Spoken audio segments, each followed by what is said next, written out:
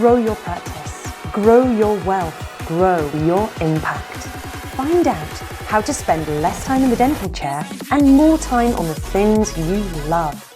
Welcome back to the Dental Wealth Podcast. Glad to have you back in the studio with the famous Maffei. We're back, baby.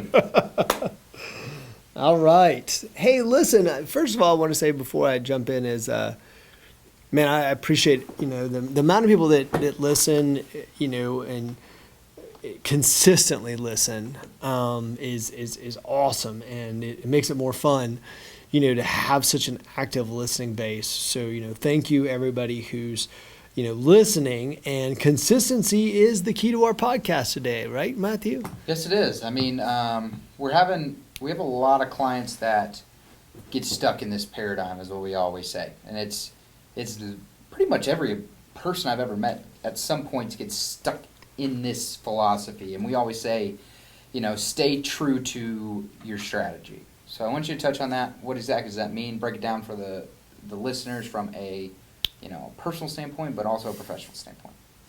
Well, I think what ends up happening is always, the most successful people pick a strategy, they have a vision around it, they know where they're going, they follow it, and they stay true to it. So let me give you an example of what I mean by that. So, and I'll tell you what brought this up, by the way, but, you start the gym off, right? Mm-hmm. It's January 1st, and your belt, is fitting a little tight, and you're not feeling good. You start going to the gym, and it hurts like hell. And what ends up happening is you start losing a little weight, you start feeling good. Then someone tells you moderation, and you start eating like crap again. You start going back right where you were. And we end up in this cycle of changing our strategy because it hurts. Mm-hmm. And that's what I mean. I really do mean like it hurts. Business is a lot like that. When you start making changes, and we ride the sigmoid curve, there's a point where the longer we wait to make a change in an organization. So if you're at maturity or if you're in decline and you go to make a change in an organization, it becomes much more difficult. Yep. Because you've been stuck doing it a certain way for so long. What happens is, though, for instance, is people stop. They want to give up when it gets painful. And so it's so much easier to give up than to push through. Yep. And I see this, it made me think about this. I was talking to this person who's killing it, and he's focused, and he's doing all this stuff, and everything's going right. And then you get on the phone call, and he's like, well, I thought about maybe I'll just sell off. Yeah. Well, hold on. What? And so it's like what ends up happening is I'm here to say, anyone listening to this podcast, is making change in life is difficult. Making change in business. What do they say? If it was easy, everyone would do it, right? This is why I say that it's, most people quit right before success, because what ends up happening, they quit when it gets difficult. They quit during the tough times. They quit when they're challenged in any single way. They quit. And what ends up happening is that it's just easier to sell off your dental practice and check and stare at the walls, because it's easier to do that. And that's why there's only so many billionaires, and that's why there's only so many people who ever truly hit true wealth, is because, well, most people give up. They give up somewhere along the line. Well, I started looking one day. I remember, I'll tell you a story. It's storytelling time. So I was at Dan Tana's in Atlanta, and I was sitting there, and somebody was asking me about my meal, what I was eating, and what I was drinking, which was water, I think. And so somebody said, I took them for a field trip. I don't know if I've ever talked about this on this podcast. Maybe I have, but somebody said to me, "Why do you eat that way?" And so I said, "I want to take you on a field trip." A field trip. It's a field trip. And by the way, most of the people that were in this, by the way, this was during a dental convention. So I stood up and I said, I want you to walk with me. And there was about 6 dentists, and they were all at a high top. And they all were probably 45. They were all wearing a pair of khaki pants. They were all wearing a plaid shirt. And they all had guts that were hanging over their belly. And I said to this person, that's why. And they were all trying to hit on the waitress who didn't really, And so I said, I want you to show you something. I was like, because I don't want to have the gut hanging over my belly. And I don't want to, and look, some of you that are overweight right now, I'm not talking, I'm not beating you up. I'm not saying that at all. We're all, it's all a challenge. That's not the point. Don't lose the point. The point is this, is that I was willing to push through and not eat the bacon double cheeseburger with the French fries and the 22-ounce beer, because the fact that ultimately I'm willing to do that to get to the place. Now, it's funny, when I was driving in the car with my son recently, and somehow we got into a conversation where we were talking about, I don't know how we got into to weight. My son said, to be fair, Dad, you don't look like the average 45-year-old. And we kind of laughed together. Now, I'm not, so anyhow, we started laughing together. I'm not 45 yet. I'm like 44. Right? So anyhow, so we started laughing together. And I thought, what a beautiful thing for my son to look at me and say, wow, my dad is a 1%er. My dad looks different than all my other friends' dads. When we go to outings with as a group, I look different than the friends' dads. And it's interesting because, we business is the same way, Tower leadership is the same way, right? We push through the difficult times. We push through people quitting. We push through financial hardships. We push through headaches. We push through, right, times of uncertainty. We push through COVID. We push through all this stuff in business because the reward is getting there by pushing through.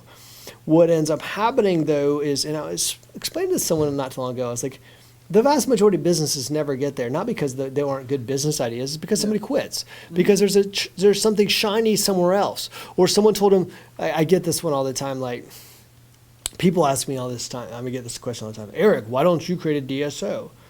Because I don't want to. Yeah. Because I love my company. I love what I do. I love changing other people's lives. That's what I love to do, and I stay consistent to that.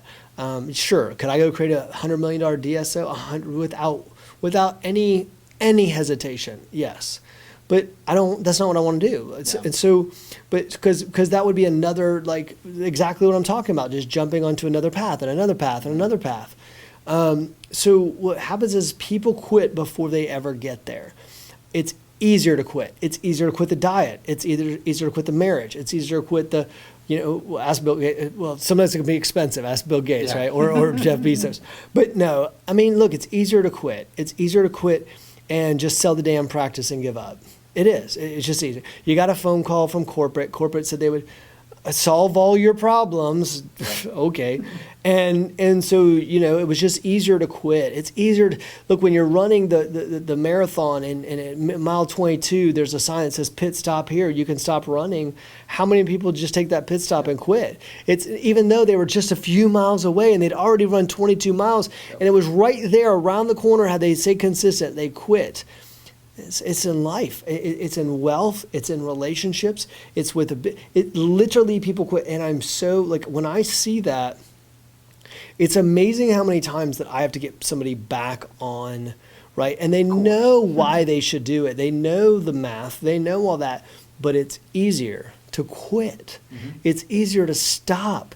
It's easier to look at all your friends who dental practices are going at 2.5% and go be them. It's easier to eat the bacon double cheeseburger. It's easier to drink the beer. It's easier to, right? I mean, all those things are easy to do. The reason why the 1% club exists is because we do something different, because we're not willing to eat what everybody else eats. We're not willing to give up. We're not willing to do those things. And that's where the 1% club changes things. But the 99% will quit. The 99% will never get there. I'm telling you right now, even the podcast, this is an elite pair that are watching this podcast. Even the people that only 1% will truly follow through and listen to this podcast, implement what I tell you to put through, make it happy. 1%. And the rest of the 99% will find some reason, some excuse, some other podcast, something to justify quitting before they ever get there. And then they will create this gigantic story to blame COVID, to blame their peers, to say it was just easier, it's my wife's fault, all this stuff to go, well, my wife just wanted to retire, so, we just decided to quit, or whatever the reasoning you come up with. The marketplace floods you with information, too. It's always...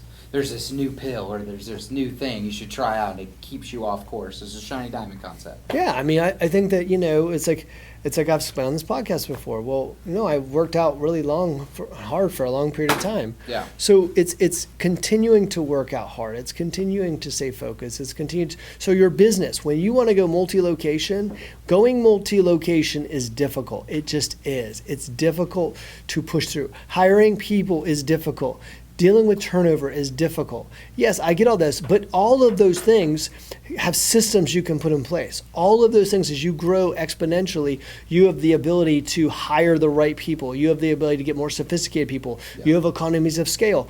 The thing is, the problems start to change dramatically once you get bigger, but people will quit because it's like, even though I just said on the last podcast that you have one of the 99% returns as far as the investable capital, and yet 99% will quit. Yeah. I mean, this goes back to the concept of if it was easy, everyone would do it. Yeah. I mean, if you looked back on it, would you want it to be an easy journey or a difficult journey? You'd probably want it to be a difficult journey because you would appreciate it that much more. That's right. That's why you see, like, when, the Oprahs of the world that had so much traumatized stuff happen to them early in their life, and then it was such a challenge leading up to it, but they stayed the course, and ultimately speaking, they became super successful. They probably look back on it and say, well, the difficult times is why I'm successful now. That's right. That's right. That's right. We learn from the winters, as the great Jim Rohn used to say. Winter is a time you get stronger and wiser and better, and you stay consistent. Stronger, wiser, and better. See, that's the whole thing, is the person who jumps every time something starts to happen, a headache, a challenge, they quit. They go on to the next thing, and then as soon as that challenge, they go to the next thing, and then they'll blame every damn person but themselves. It's everyone else's fault. It's the economy's fault. It's their husband's fault. It's their wife's fault. It's their boss's fault. It's someone else. No, you're the problem. It's you that's the consistent thing. If you get divorced 3 times, don't say you had 3 jerky spouses. You're probably the problem. Mm-hmm. So at some point, you have to look at this and say, what's holding me back? And will I push through when it gets difficult? Now, for some people listening to this podcast, that might be trying to get to $1 million. For some people, it might be getting to $100 million. Look, just because you've gotten to $10 million, you'll look around at a $10 million practice and go, look at me, look at how I'm successful. Compared to whom? Yeah. Because when you look at industry, you're not very successful at all, not 10 million. Yeah. So then you go, okay. Well, one of the biggest issues is you'll look at, like, the big wigs of the industry and be like, oh, they just got there easily. We always say it all the time. I mean, at the end of the day, you're going to look at yourself and be like, okay, yeah, my business is worth $10 million, and people are going to be like, oh, he did it so easily, like that was, like, he just got lucky and all this, but they don't understand all the nights, all the mailers, all the long hours that people put in to get to that point. So it's hard, like, so you look at that as your example, and you're like, no, you need to look at it and say, they probably went through a crap ton of challenges in order to get there. There was a story where you and I were on a road trip. I remember we were in Charlotte, North Carolina. And, this company had just started, and I remember we spoke to a room full of people and in the early days, and we had not gotten a response from the room. We were telling this great information, but this event was at somewhere where people were distracted by the event and alcohol than they were trying to grow their business. And so that's my excuse. But no, I mean, look, I remember. We could have hung it up right there. I remember you looking at me. I remember you looking at me and going, "Man, the struggle is real." That's what you said. The struggle is real. Yeah, the struggle and the hustle is real, but most people will give up before they ever see the return, and then they'll blame everything else. COVID is not the reason you're struggling today. Not when the government just gave you EIDL and PPP and every other excuse, right? Well, no, now it's because of unemployment. No, it's not. I've got dentists all over the country, and people in rural areas and metropolitan areas and suburbia that are killing it. Well, no, you don't understand. It's different in New York. No, it's not. Stop. So we start to look at this and start realizing, we have the potential to create greatness in this world, but you have to remain consistent. First, who do you believe yourself to be? What is your goal? What is your driving force? What are you going to build? And once you get laser focused on where you're going to be, do not change the dang goal. Yeah. Don't give up. Don't give in. The urge to quit is high. because it takes discipline. I'm telling you, the urge to quit will be so high. And here's the other big thing. Someone's going to offer you a whole bunch of money to quit. It's like, I mean, depending on, whatever you want to call it, the devil or whatever you want to call it, something's going to be on your shoulder. Guarantee you, the more successful you become, this is a guaranteed fact, the more successful you become, the more temptation. Yep. The more successful you are, the more people are going to knock on your door and say, I've got a deal for you. Walk away from your dental practice and do this. I got a deal for you. Walk away and do this. This is what's going to happen. The more successful you get, the more temptation there is to give up and walk away. And so you need to be ready for them when they walk in your door. When that door knocks, just know. When your friends come over, it's like the when you're telling your kids, like, hey, do your homework before you go out and play. Your friends are going to call you up and ask to go play, right? And they just happen to be all 48-year-old doctors. They want you to I'll go play. Yep. No, get your homework done first, right? Learn how to invest capital. Focus on your business. Okay, I just had 3 hygienists quit. I just want out of this thing. No, the hygienist quitting was part of the greatest thing that could have happened to you. It's helping you learn and grow better. I remember, I always tell a story. I had 2 doctors. One was doing $5+ million and whatever, and the other was couldn't get out of their own mental way. And the difference, both of them had a bunch of people had some turnover the same day. One was like freaked out and cried and like was bothered, and the other was like, yeah, whatever. Yeah. I mean, look, you become greater. Those things, those winners make you better. You want the failures. You want the disruptions. You want the headaches. You want those things because that's when you're going to learn. And if you quit during the learning phase and you want, we wouldn't tell our kids to do that, right? You would power through. I mean, it goes down to it's the concept of the 5-5-5 that we've talked about before, where it's, if, say you're starting a dental practice, you're probably for the first 5 years you're going to make probably less than what you deserve. And then for the middle part, those 5 years, you probably make what you deserve. And then the last 5 part, you make more than you deserve. Right. So it's down to the same concept of too many people get caught in the first 5 years and just go a different course, and then it restarts their 5 years instead of just keep your head down and keep going. And that's one of the reasons, coming from a sales background, you see so many people in the sales world fail is because people don't understand that the successful ones are the ones that are making 100 phone calls a day and that are staying later and doing their research, and they're constantly calling in and they're getting no. But you look at that person, you're like, wow, he drives, a Mercedes AMG, and you're like, oh, he just got that. He got lucky with a couple big deals. You didn't understand that dude was making 1,000 phone calls a week. It's a great point. When I was at an investment firm, it was so interesting because what you just said is so true. We would have people who that they would leave the firm to go to another firm as if that firm had all the answers. Now, here's the thing. They would leave our firm because they were failing, and then they would blame the firm for their failing. No, the reason you're failing is because you won't pick up the damn phone. Yeah. The reason you're failing is because you sleep until 10. The reason you're failing is because you start drinking at 4:30. That's why you're failing. You're not failing because of the firm. You're failing because of you. And so what happened is they'll have some other firm who wants to recruit advisors, tell them how over here we make it so easy. That was a 95% fallout rate. If you're going to go in the investment world, you have a 95% chance of failing. So just realize, out of your team of 10 people that got hired, 9 are gone. Yeah. And so, how does the one stay? The one stayed because when it got tough, when he had 5 appointments cancel, when nobody would pick up the phone, when he got told to go fly a kite, when all this stuff, he just kept pushing and pushing, or she just kept pushing and pushing. And the same thing happens with business. It's so much easier in dental just to give up. It's so much easier to be just like your friends. It's so much easier. And by the way, I want to say this again. Some of you, I know, by the way, some of you listen to this podcast. I know how much revenue you guys do, and you know how much you know that I know how much revenue you do. So, just so you understand, for some of you listeners that don't understand, people that listen to this podcast tend to be highly successful. And so the vast majority of people on this podcast are successful. That's why they're listening to this podcast. And so here's the thing to understand is that when you're listening to this podcast, just understand, I'm talking to you too. Don't listen to this podcast and go, oh, no, not me, I'm doing well. No, what I'm telling you is the better you go, the better you get, the more temptation. You'll want to quit too. You'll minimize the size. You'll minimize your return. You'll minimize. I just was talking to a company. I'm fighting like hell to find an advisor for myself that I was like, hey, look, I want someone to tell me something I don't know. Yeah. And so I think this podcast is a great example.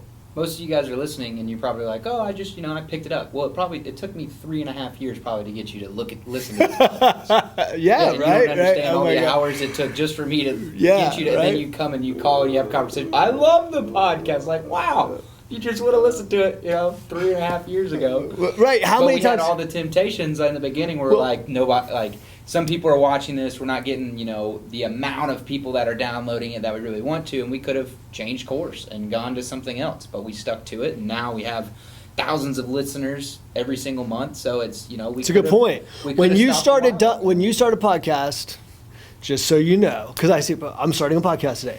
Just so you know, no one's going to listen. It's like no one's going to listen. Maybe 5 people, maybe your friends. Maybe you can call your friends and family and get them to listen to one episode.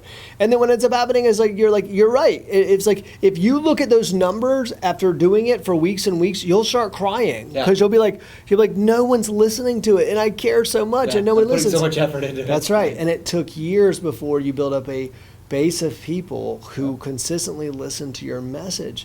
And it's a great point, which is that like even this podcast stands a testament to the idea of pushing through when nobody was listening. And yes, now we have thousands and thousands of people listening, but yes, we had nobody listening, and yet we still did it. And you write a book, and right away nobody picks it up, and you make phone calls, and nobody listens. And here's the thing: that's the consistency. If you're going to go multi-location, if you're going to get out of the dental chair, if you're going to build consistency, if you're going to do all these things I'm telling you to do, if you're going to invest capital, you've got to understand that Got to stay the course. It's hard. Yeah. It's hard work. This is not easy to do. And you got to ask yourself if you're up to it. One of the greatest things that a doctor ever said to me, I'll never forget. Eric, I'll never forget this. I know his name. He said, "Eric, I love everything you say. I really believe what you're saying is true. But I do not have the mental fortitude," you know what I'm talking about. "I do not have the mental fortitude to do what you just told me to do." Good for him. Hey, at least he called it out. He didn't BS for 3 or 4 years saying that he did. He knew, Eric, I'm not going to do it. Yeah. I'm going to eat hamburgers and fries until I die. Yeah. And we've had a few clients that have done that now. And I'm like, okay, awesome. We pour so much effort into clients, to try to get them to stay on course, stay on mission. And it's always, I'd rather you call us and say, I'm not going to do this. Right. Rather than just dragging it out. We always say you're more of a purpose-driven person than a money-driven person. We want to work with people that are going to stay the Get course, stuff done, impact a bunch of stuff. So the best thing you could do for Tower Leadership is literally call us and be like, I'm not going to do this stuff. You could push me as much as you want to. At the end of the day, I'm just not going to. Well, I think people need to understand, if they're going to go, well, and it's look, there's a lot of people that listen to this podcast have never come to anything from Tower Leadership or any other dental thing. I'm just trying to tell you flat out, it doesn't really matter to me. I'm just trying to let you know, whether it's me or somebody else, I will tell you that it is a process and it's hard work. And yes, I don't want to work with people who aren't going to do the job. For the first thing, if someone's not going to do the work, it's oh my gosh, please just leave me alone. Go do something else because you're wasting my time. I want to get results. Yeah. And so don't waste everyone's time. Don't keep don't go to the trainer and eat donuts afterwards. If you're going to do it. Now, to be fair, that's not to say you don't have doubts, and it's not to say that you don't question it. But that's the whole point, is that you keep pushing through despite questioning it, despite the doubts, despite the difficult times. The day when your doctors quit, the day when you can't find a doctor, the day when you lost 4 hygienists, the day when 3 people got pregnant and 1 person got disabled. The day when the pandemic happened. The day when the pandemic happened. Yeah, all that's part of it. And just saying, I'm going to push through because I know what this does for my future, for my impact, for my legacy, for my life. It's about staying the course. So today's message is, where are you focused? What is your vision for your business? Write it out, know it, be focused, and most importantly, stay the course. See you next time.